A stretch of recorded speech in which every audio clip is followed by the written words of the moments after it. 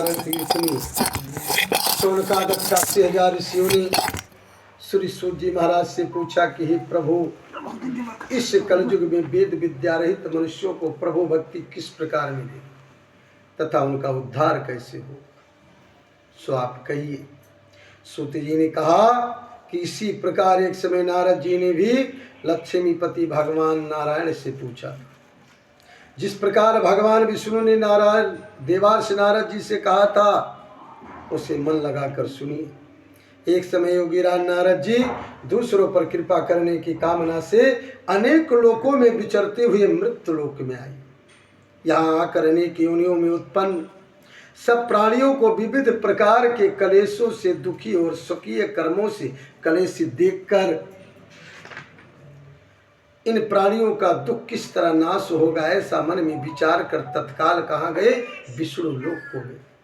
वहां श्वेत वर्ण 4 भुजाओं वाले देवों के ईश नारायण को देखकर, जिनके हाथ में शंख चक्र गदा और पद्म धारण किए हुए बलमाला पहने, नारद जी उनको देखकर स्तुति करने लगे।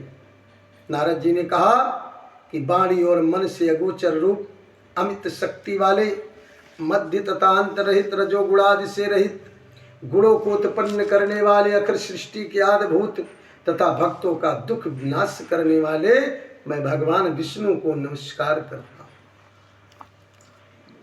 भगवान विष्णु ने स्तुति सुनकर नारद जी से कहा कि हे नारद, आप क्यों आए हैं और आपके मन में क्या है?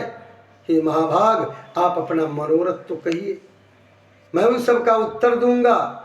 नारद जी ने कहा, मृत्युलोक में संपूर्ण प्राणी अनेक योनियों में उत्पन्न हुए हैं और अपने पाप कर्मों से दुखी हो रहे हैं।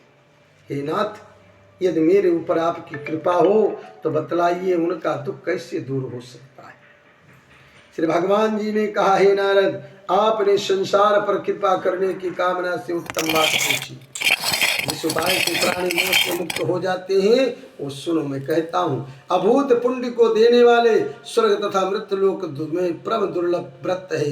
मैं आपके स्नेह से उस व्रत को प्रकट करता हूँ कि सत्यनारायण भगवान का व्रत विधि पूर्वक करने से प्राणी यह लोक में सुख भोग कर और मोक्ष प्राप्त करता है। भगवान के ऐसे वचन सुनकर नारद मुनि ने कहा कि हे भगवान, उस व्रत का फल और विधान क्या है? उस व्रत को किसने किया?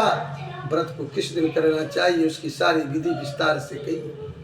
श्री भगवान जी ने कहा, यह दुख और कलेश को शांत करने वाला है, धन धान्य को बढ़ाने वाला है, सौभाग्य और संतति का सर्वत्र विजय देने वाला है तथा जिस किसी दिन मनुष्य के मन में भक्ति और श्रद्धा हो उसी दिन भगवान सत्यनारायण की व्रत कथा श्रवण कर सकता है।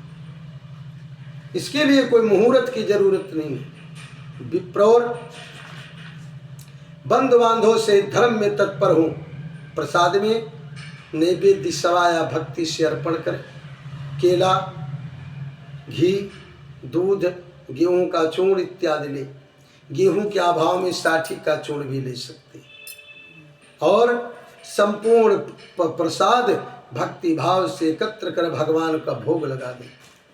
जन समुदाय सहित कथा श्रवण कर ब्राह्मण को दक्षिणा दे। तदंतर बंद बांधो सिद्ध ब्राह्मण को भोजन करावे, भक्ति से स्वयं प्रसाद भक्षण करे और नित्य गीतादि गाते हुए रात्रि में जागरण करे।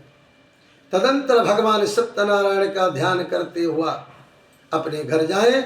इस प्रकार का आचरण करने से निश्चय ही मनुष्यों की इच्छाएं पूर्ण हो जाती हैं। विशेषकर कलिकाल में एक छोटा सा उपाय है। इस श्री सत्यनारायण व्रत कथायाम प्रथमोध्याय समर्पयामि। बोलिए सत्यनारायण भगवान की। श्रीमन्नारायण नारायण नारायण भजवन नारायण नारायण नारायण लक्ष्मी नारायण नारायण नारायण सत्यनारायण नारायण नारायण। बोलिए सत्यनारायण भगवान की।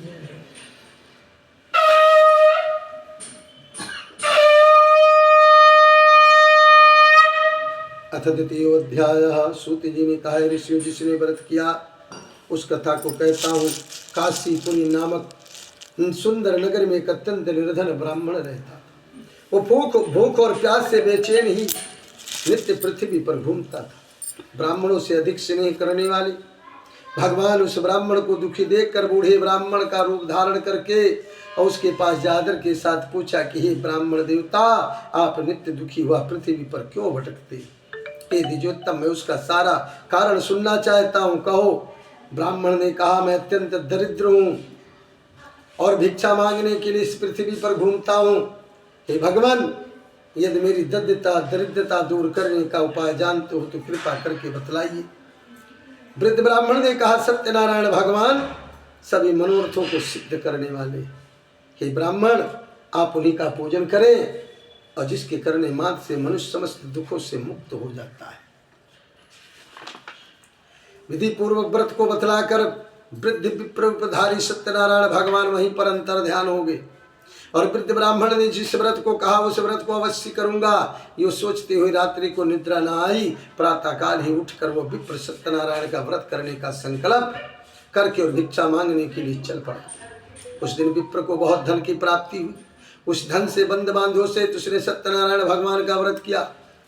वो ब्राह्मण उस व्रत के प्रभाव से समस्त दुखों से मुक्त हो संपूर्ण संपत्ति से पूर्ण हो गया।